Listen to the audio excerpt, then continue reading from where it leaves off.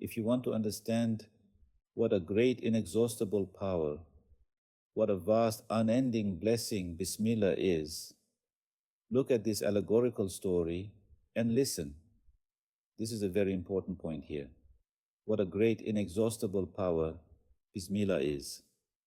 Meaning, if a person finds Allah and also finds Allah's power and relies on it, this person's energy will never run out.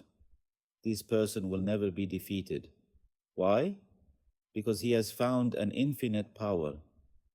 Look at the prophets. They never stopped, did they? Individuals like the Ustad, Sayyid Nursi, were never defeated. They never collapsed. Why?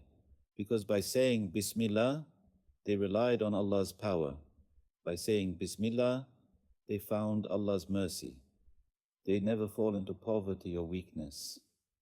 An explanation for this is coming. The great, inexhaustible power and unending blessing of Bismillah. For instance, there's a joke that used to be told. What do the nuclear followers of RİSALE-İ rely on? They never fall. They never give up on their path. One person jokingly said, "By God, I went and saw. They were relying on something strange." It's not like that. The nuclear rely on the RİSALE-İ. The RİSALE-İ relies on the Quran. And the Quran relies on Allah. That is why they will never be brought down.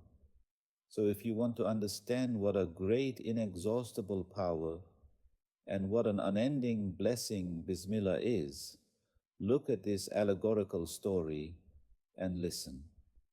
With that, he has summarized the truths he's about to show us. In other words, the truths we will see when we read this first word are these, that the Bismillah, is the head of every good thing, that it is a blessed phrase, a mark of Islam, a source of unending power, and a source of unending mercy and blessing. These points will be explained and proven, meaning when you read a treatise, RİSALE, you should determine what truth it will show you. After finishing, you ask, did I see this truth? If yes, then that treatise is complete. If you say, the treatise is finished, but I haven't seen anything yet, then you must go back and read it again. It says, for a man traveling through the deserts of Bedouin Arabia, it is necessary that he take the name of a tribal chief and enter his protection, so that he may be saved from the evil of bandits and be able to procure his needs.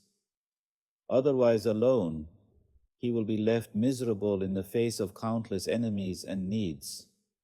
A man will travel in the Bedouin Arab deserts. He will go through the deserts. Wherever you look, it's a desolate, empty desert. Bedouin Arab refers to those living in the Bedouin Arab deserts. The RİSALE-İ has a particular characteristic.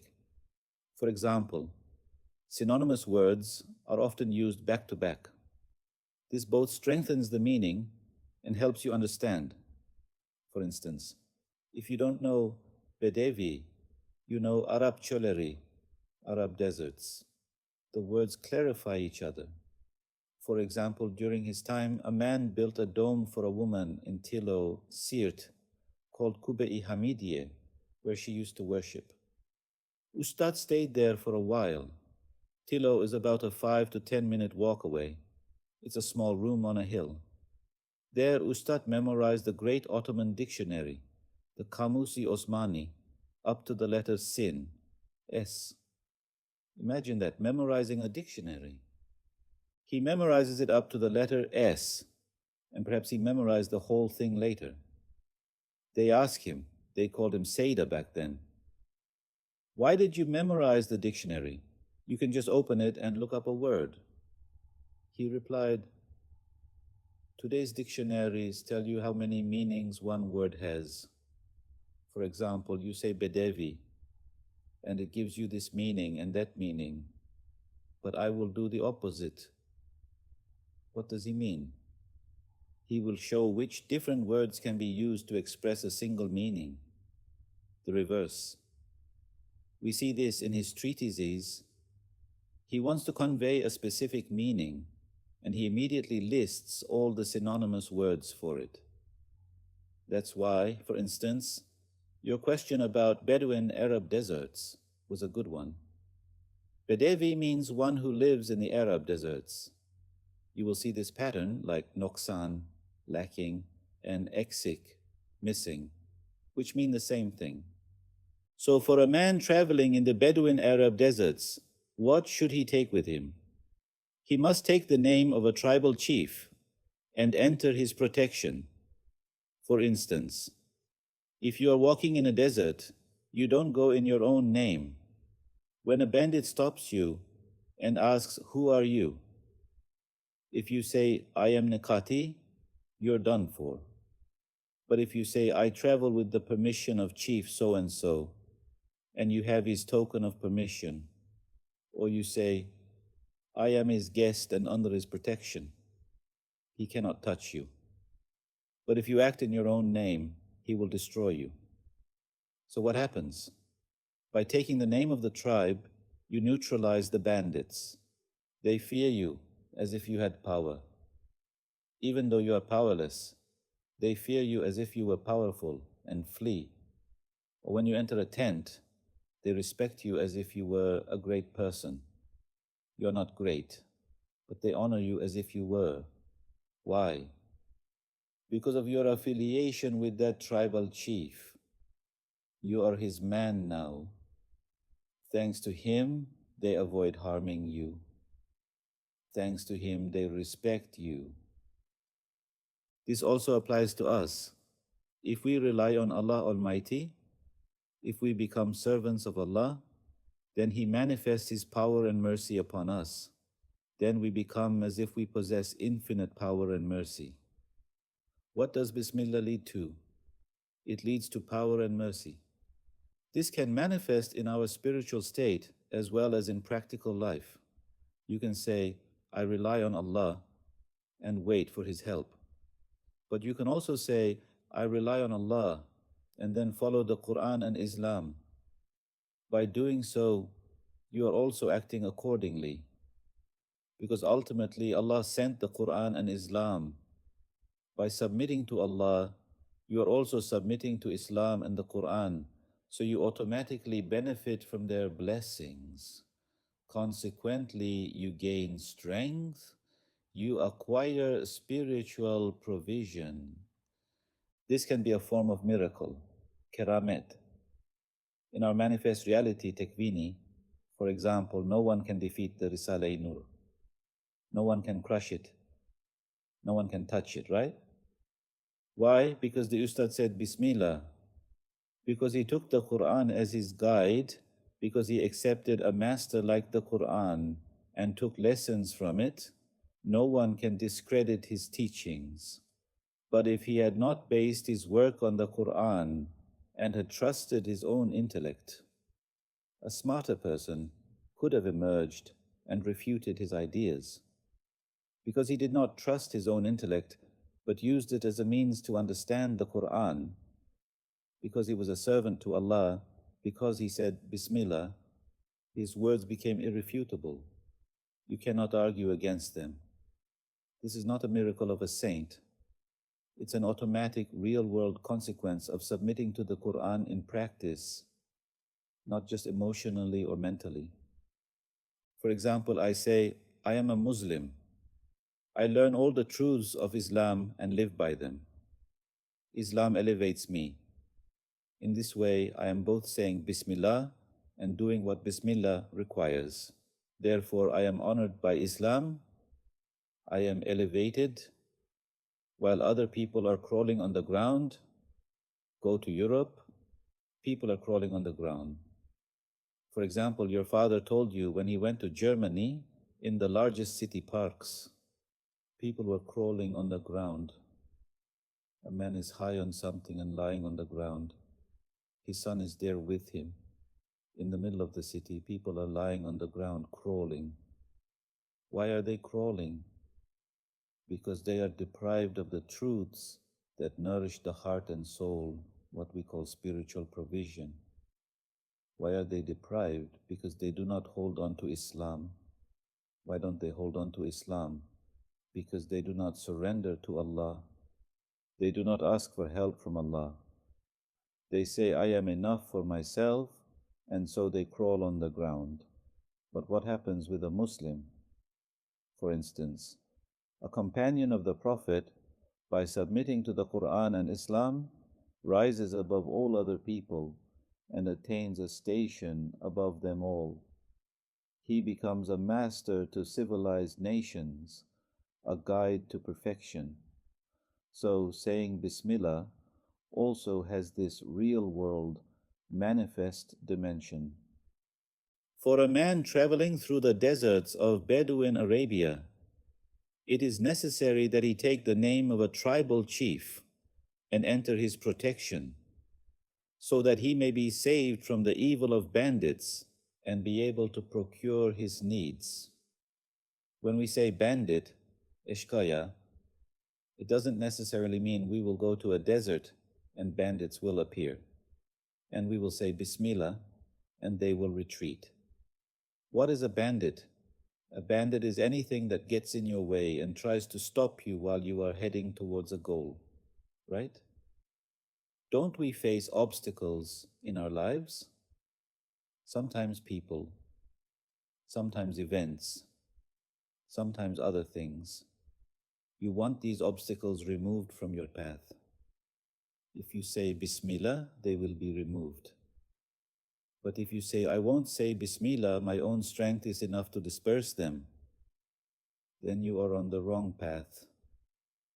The moment you say, I will rely on Allah, I will remember my servitude to Allah, I will strengthen my connection to Allah, a power will come from there. In the face of that power, what will the bandit do? It will move out of the way. You will continue on your path. You must look to see what Allah's command and pleasure is.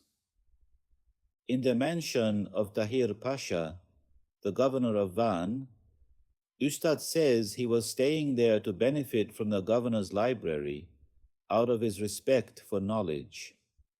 One day, news appears in the newspapers about the British.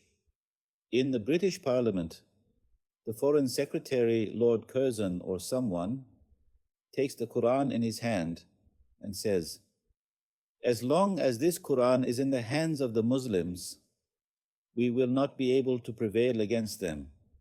It is impossible. We must either work to silence this Quran or distance the Muslims from it. Only then can we defeat them. This was published in the newspaper. When the governor saw it, he brought it to Ustad. As soon as Ustad read this, he was suddenly stirred with passion. He said, since they are plotting such a treacherous plan, from now on I will change my life's purpose. Until now I studied knowledge for the sake of knowledge. From now on I will pursue knowledge for the sake of the Quran's cause, for service, for spiritual struggle, jihad. And he said, I will prove to the whole world that the Quran is a light that cannot be extinguished and will not be extinguished. And he vowed not to let their plan succeed. After that, he begins his spiritual struggle. He starts writing his works. Then come the great trials, 3 major court cases, the Istanbul court, imprisonments, arrests, surveillance, and so on. Ustad was a single man weighing only 45 kilos. They poison him 21 times, but he doesn't die. All that work, the prisons, the cold, they cannot stop him. Overcoming everything. Look, today the RİSALE-İ has spread all over the world. It has been translated into 55 languages and is still expanding. Could this happen through the power of a single person? See, when he said Bismillah, Allah created a power in him. No one could stand in his way. And he gave a mercy, a spiritual provision to his works. These are the examples of what saying Bismillah means. So the more we hold on to Islam, the more we commit to our religion, the same will surely happen for us, right? Returning to the text. For a man traveling through the deserts of Bedouin Arabia, it is necessary that he take the name of a tribal chief and enter his protection, so that he may be saved from the evil of bandits and be able to procure his needs. Otherwise, alone, he will be left miserable in the face of countless enemies and needs. And so, for such a journey, 2 men set out into the desert.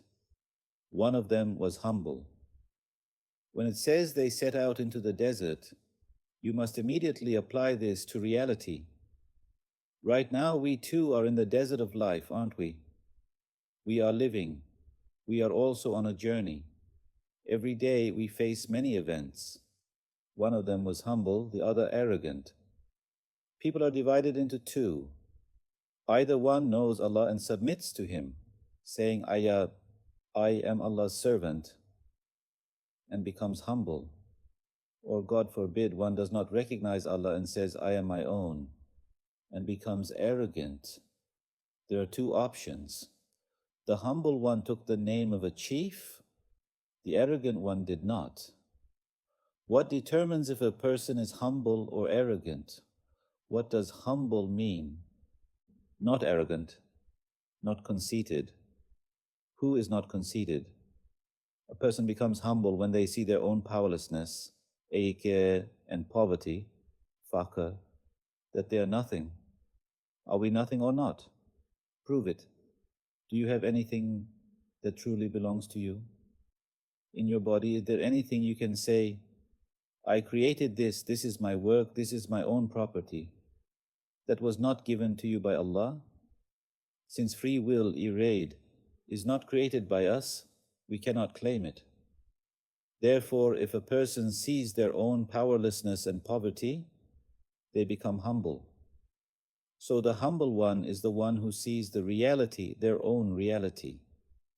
The arrogant one is the one who is ignorant of their own reality. They think the blessings Allah has given them are their own property. This is completely contrary to reality. That's why being arrogant is wrong and being humble is right. What were we searching for? The truth.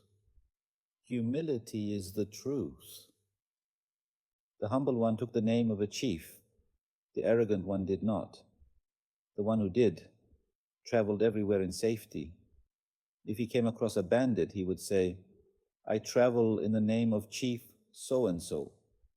The bandit would leave and not touch him. Do bandits appear before us too? Yes, they do, right?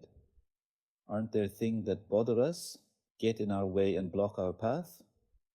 How will we fend off that bandit? The bandit leaves and cannot touch him. You must feel and affirm your connection to Allah. You must work harder to be a servant of Allah. Where am I making a mistake in my servitude? Where am I falling short? You must check yourself, re-evaluate your servitude. Then what does Allah do? Because you are His servant, those obstacles ahead are overcome. The bandit leaves and cannot touch him. If he enters a tent, he is shown respect in that name. Who in this world has won the love of all people? The most beloved is Prophet Muhammad, peace and blessings be upon him. Look, 14 centuries have passed since his death, but when you say his name, you feel a thrill. You haven't even seen him. You've only heard of him. Why? Because he is the one who said the Basmala with the most sincerity. He is the one who was the best servant to Allah. The same goes for our Ustad. Of course, not on the same level, but when we hear about Ustad, we love him. We respect him. When their names are mentioned, you compose yourself. If your shoe is out of place, you fix it. Just the mention of their name is enough. It commands respect. Today, 1.5 billion Muslims show him respect, right? Why? Because he said Bismillah. This is a very important thing. Saying Bismillah is not just opening your mouth and saying a word. It means being a servant to Allah. It means surrendering to Allah, right? That is the meaning of Bismillah. The bandit leaves and cannot touch him. If he enters a tent, he is shown respect in that name. The other, the arrogant one, suffers such calamities throughout his journey that they cannot be described. You see him from morning till night, wailing and complaining about this and that. The man is groaning under his troubles, complaining about everyone. Okay, my brother, take a look at yourself. Are you perfect? Are you doing your duty? Are you on the straight path? The other, the arrogant one, suffers such calamities throughout his journey that they cannot be described. You are suffering these calamities. Yes, those who inflict them may be oppressing you, but make sure there is no shortcoming in your own saying of Bismillah. He was always trembling, always begging. Trembling is the result of what? Fear. Begging is the result of what? Hunger and poverty. See, when he doesn't say Bismillah, he becomes powerless. Being powerless, he starts to fear his enemies. But if he had said Bismillah, he would have been powerful. He would not have feared his enemies. When he says Bismillah, he becomes worthy of Allah's mercy. He would not be hungry, he would not beg. Because he doesn't say Bismillah, he doesn't receive Allah's mercy, he remains hungry. Then he starts begging from people. So what is the cure for fear and begging? Bismillah. To understand the meaning of Bismillah is to see the mercy and power of Allah, to connect with Him, to be bound to Him. It's not just repeating the word all day long. It is to see Allah's power. It is to see Allah's mercy. And then it is to accept yourself as a servant to Allah. That is the true Bismillah. So the text says, so, O my arrogant soul, you are that traveler, and this world is a desert. Your impotence and poverty are limitless. Your enemies and your needs are endless. Since it is so, take the name of the eternal owner, Malik-i Ebedi, and pre-eternal ruler, Hakim-i Ezeli, of this desert, the eternal owner of this desert. Malik means owner of property, the owner of this desert, meaning the owner of this entire universe, from the atoms to the stars. Who is the owner of everything? Allah. Ebedi means eternal, owner of eternity. From pre-eternity to post-eternity, He is always the owner. For example, whose house is this? It's mine. Since when? I bought it last year. I sold it next year. It's mine for 1 year. It's not like that. Who is the owner of this entire universe from its creation until the day of judgment, until eternity? Allah. Whose name will you take? Allah's. You will take the name of the eternal owner. You must feel this, whose name you are taking. Then the pre-eternal ruler, Hakim-i Ezeli. Hakim means one who rules, who holds everything in his grasp and power. Ezeli means from pre-eternity, the one who rules over all time and the entire universe. Who rules over the world of stars? Allah.